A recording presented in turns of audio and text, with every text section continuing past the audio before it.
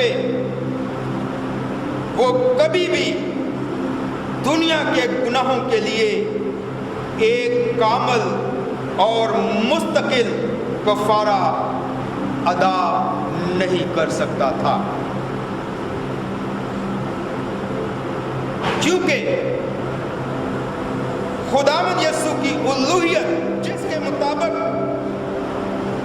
خداوند یسوع مسیح کی الوہیت کو ظاہر کیا جاتا ہے، یعنی خدا ہونے کی فطرت کو ظاہر کیا جاتا ہے، جس میں نمبر 1 خدا کا کلام یسوع کو ایسے نام اور القابات دیتا ہے جو صرف خدا کے لیے مخصوص کیے گئے ہیں۔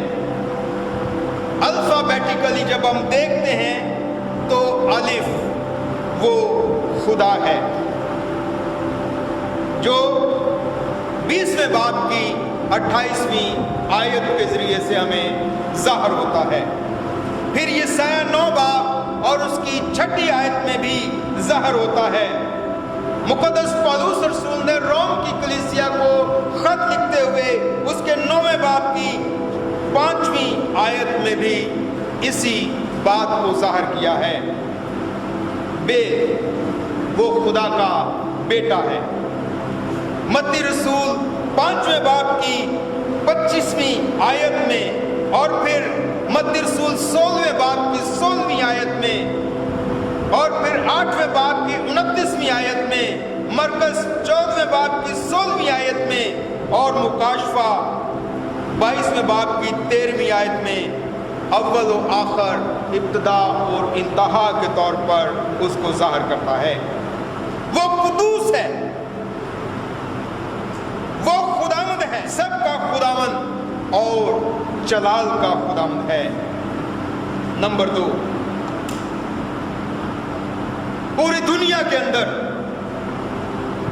لوگ اپنے دیوتاؤں کی پرستش کرتے ہیں، اپنے خداؤں کی عبادت کرتے ہیں، اسی طرح جس طرح یہودی قوم یہوہ خدا کی پرستش کرتے ہیں اور اس بات کا اعتراف کرتے ہیں اور کہتے ہیں کہ سن اے اسرائیل، خداوند تمہارا خدا ایک ہی خداوند ہے۔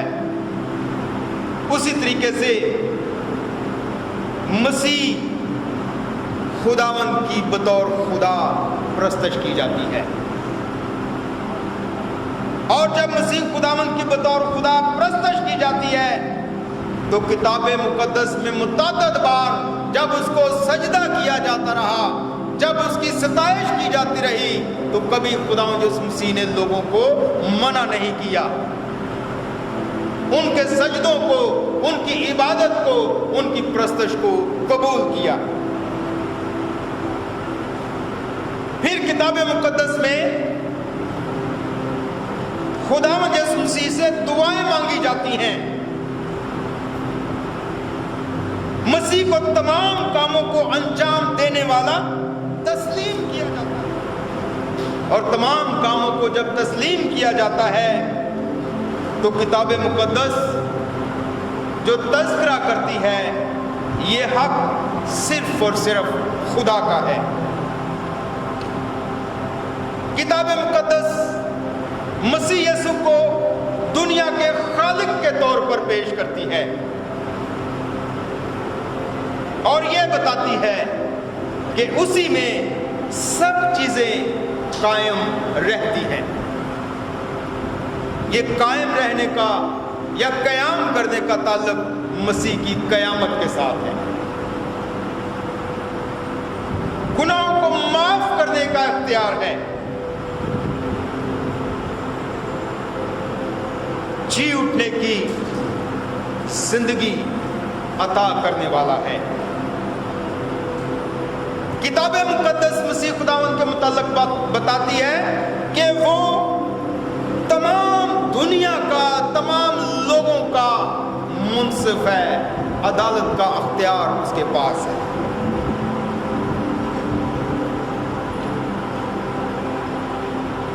پھر اس کتاب مقدس بتاتی ہے کہ وہ دنیا کا نجات دہندہ ہے۔ کتاب مقدس میں جو نیا عہد نامہ किस हद तक पुराने अहद नामे में खुदावंद खुदा के बारे में जो बयानात दिए गए वो मसीह के सिलसिले में नबूवती सच्चाइयों पर मबनी है।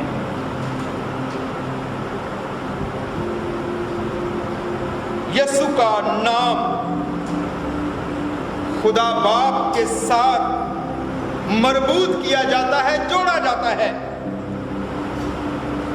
और फिर मसीह की बेगुनाही और पाकीज़गी उसके इलाही होने की गवाही देती है। उसकी खूबियां सच्चे खुदा के साथ मरबूत हैं। ये वो बातें हैं जो मसीह खुदावंद को उसकी ज़ाते अक़दस में मौजूद खुदा को ज़ाहिर करती हैं।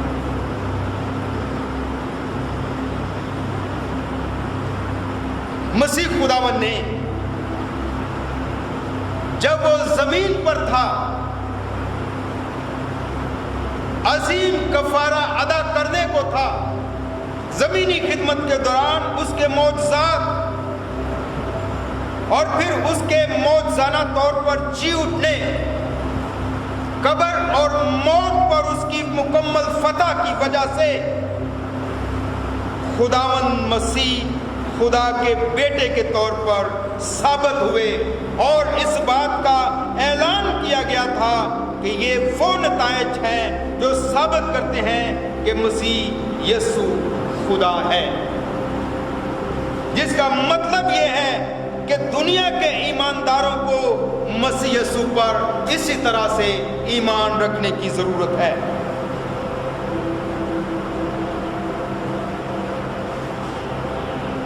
हमने इस बात को देखा और इस ईमान का इजहार हम अपने इस अकीदे के जरिए से जाहिर करते हैं। मेरे साथ निकालें दो आयाम की किताब सफ़ा नंबर 10।